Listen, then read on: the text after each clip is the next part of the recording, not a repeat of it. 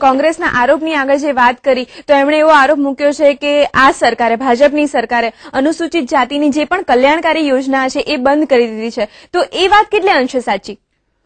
બેન, રાજ્ય સરકારની અંદર જ્યારે કોઈ પણ યોજના અમલમાં આવે છે ત્યારે એમાં સુધારો વધારોનો એનો અવકાશ હોય છે. આજે 15-20 વર્ષ પહેલાની કોઈ યોજના હોય, કદાચ લોકપ્રિય ન હોય, તો એમાં સુધારો વધારો કરવાનો રાજ્ય સરકાર પ્રયાસ કરે છે કે એ યોજના લોકભોગ્ય કેવી રીતે બને. દાખલા તરીકે અમારી એક જૂની યોજના હતી ડ્રાય હોસ્ટેલ. ડ્રાય હોસ્ટેલનો મતલબ માત્ર રહેવાની સુવિધા. અમે આ ડ્રાય હોસ્ટેલની યોજના બંધ કરીને રહેવા જમવા સાથેની સુવિધા કરી, એના માટેનો પરિપત્ર બહાર પાડ્યો, એટલે જૂનો ડ્રાય હોસ્ટેલનો પરિપત્ર નીકળી ગયો.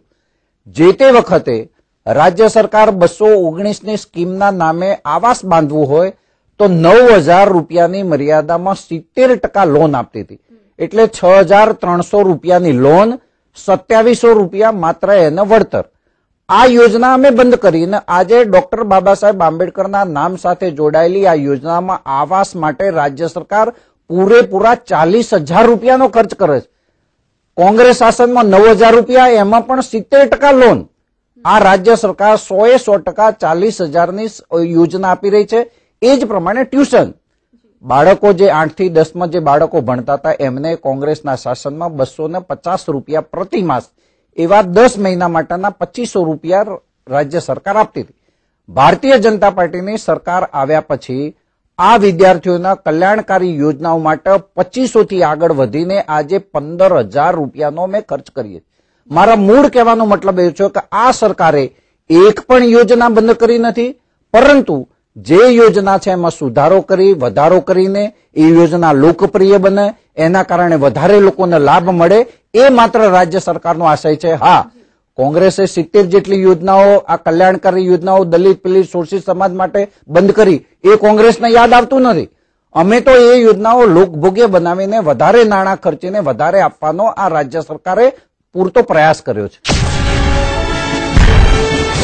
અને સાથે એ પણ જાણવું છે કે પહેલાની સરકારે જે યોજનાઓ ઘડી એ પછી આ સરકારે શું યોજનાઓ ઘડી છે, શું પરિવર્તનો કર્યા છે? આઝાદીના આટલા વર્ષોમાં કોંગ્રેસ મોટે ભાગે શાસનમાં રહી છે. જ્યાં સુધી ગુજરાત સરકારના સંબંધ છે ત્યાં સુધી કોંગ્રેસે ઘણા બધા વર્ષો સુધી રાજ્ય કર્યું છે. કોંગ્રેસની જે પણ યોજનાઓ હતી એ યોજના યથાયોગ્ય ચાલુ છે. પરંતુ આ સરકાર આવ્યા પછી, ભારતીય જનતા પાર્ટીની સરકારના આવ્યા પછી અમે ઘણી બધી યોજનાઓ અમલમાં મૂકી છે. આ વર્ષની વાત કરીએ તો ગુજરાતના મુખ્યમંત્રી માન્ય નરેન્દ્રભાઈ મોદીએ ગુજરાતની વિધાનસભામાં 13,000 કરોડની શહેરી ગરીબ સમૃદ્ધિ યોજના અમલમાં મૂકી. આ 13,000 કરોડની શહેરી ગરીબ સમૃદ્ધિ યોજનાનો સીધો લાભ દલિત પીડિત અને શોષિત સમાજને મળવાનો છે.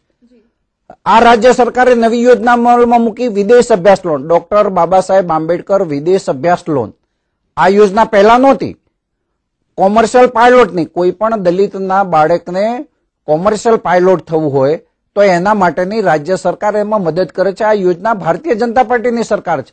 કુંવરબાઈનું મામેરું, 7 ફેરા સમૂહ લગ્નના, કાયદાના નિષ્ણાતો માટેની યોજના, વકીલો માટેની યોજના, દુકાનો ખરીદવા માટેની યોજના, સાહિત્યકારો માટેનો ફાયદો, લેખકના કવિઓ માટેનું અનુદાન, અનેકવિધ યોજનાઓ ભારતીય જનતા પાર્ટીનું શાસન આવ્યા પછી નવી યોજનાઓ લોકો સુધી પહોંચાડવાનો પ્રયાસ આ રાજ્ય સરકારે કર્યો છે.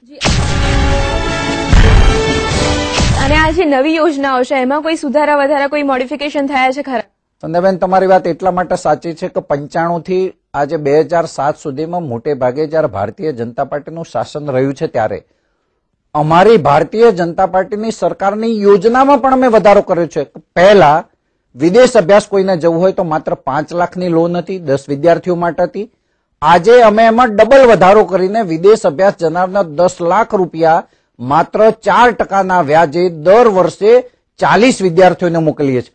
અત્યાર સુધીમાં તમારી જાણકારી માટે 221 વિદ્યાર્થીઓને અમે 7 સમંદર પાર વિદેશની ધરતી પર આ રાજ્ય સરકારે મોકલ્યા છે. કોમર્શિયલ પાયલોટની યોજના અમે જયારે યોજના મૂકી ત્યારે માત્ર 4 લાખ રૂપિયા આપતા હતા.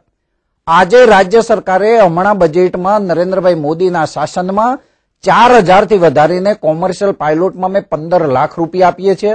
તમારી જાણકારી માટે આ કોમર્શિયલ પાયલોટની યોજનાના અન્વયે જેટ હોય, ઇન્ડિયન એરવેઝ હોય અથવા અન્ય જગ્યાએ માત્ર ભાઈઓ નહીં બહેનો પણ કપ્તાન તરીકે કામ કરે છે માત્ર રાજ્ય સરકારની આ યોજનાઓના કારણે, અને એથી પણ આગળ વધીને જ્યારે પણ જરૂર પડી છે ત્યારે આ રાજ્ય સરકારે એની અંદર પણ વધારો કરીને, એટલે જે રોજગારીની વિશેષ યોજનાઓ છે આ છે. ધારો કે કોઈ ડોક્ટર છે, પહેલા અમે 40,000 રૂપિયા આપતા હતા, આજે 2 લાખ રૂપિયા આપીએ છીએ. MD MS થયેલું હોય તો 50,000 આપતા હતા, આજે અમે 2.5 લાખ રૂપિયા આપીએ છીએ. આજે એમાં પણ વધારો થવાની અમારી પૂરેપૂરી સંભાવના છે. કહેવાનો મતલબ રાજ્ય સરકારે જે પણ યોજના ભારતીય જનતા પાર્ટીના શાસનમાં થઈ છે એ જ યોજનાઓને અમે આગળ વધારવાનો પૂરેપૂરો પ્રયાસ કર્યો છે. અને સાથે એ પણ પૂછવું છે અંતે કે અતિ પછાત વર્ગ છે એના માટે આ સરકારની શું યોજનાઓ છે, એમનું શું યોગદાન છે? સામાન્ય રીતે દલિત સમાજની અંદર પણ 8 જ્ઞાતિ એવી છે કે જેને અતિ પછાતમાં સમાવેશ કરવામાં આવે છે. સામાન્ય રીતે જે મોટો વર્ગ હોય, શિક્ષિત વર્ગ હોય અને એના કારણે એને લાભ મળતો હોય છે, એના કારણે અતિ પછાતને ક્યાંક ને ક્યાંક વંચિત રહેવું પડે છે. આ સરકાર ગરીબોની સરકાર છે, વંચિતોના વિકાસને વરેલી સરકાર છે, અને એટલા માટે દલિત સમાજમાં પણ અતિ પછાત લોકોને નુકસાન ન થાય એના માટેનું બેચર સ્વામી અતિ પછાત બોર્ડ આ રાજ્ય સરકારે કર્યું છે. અતિ પછાત જ્ઞાતિમાં આવતો વાલ્મીકી સમાજ, આ વાલ્મીકી સમાજ માટે સફાઈ કામદાર બોર્ડ હતું, એ બોર્ડના બદલે અમે એમાં નિગમમાં રૂપાંતર કર્યું છે. અનુસૂચિત જાતિ આર્થિક વિકાસ નિગમ દ્વારા પણ અમે લાભ આપીએ છીએ. માત્ર રાજ્ય સરકારનો જે પણ અનુસૂચિત જાતિ કલ્યાણ માટેની યોજનાઓ છે એ તમામ યોજનાઓનો લાભ અતિ પછાતનો તો મળે જ છે, તદુપરાંત એમના માટેની વિશેષ કાળજી લઈ અને એ સમાજને પણ બેઠો કરવાનું કામ આ ભારતીય જનતા પાર્ટીના શાસનમાં થયું છે. રમણભાઈ, આ વિષય ઉપર હજી પણ ઘણી બધી ચર્ચા કરવી છે, માહિતી મેળવવી છે, પરંતુ અત્યારે એક વિરામનો સમય થઈ ગયો છે.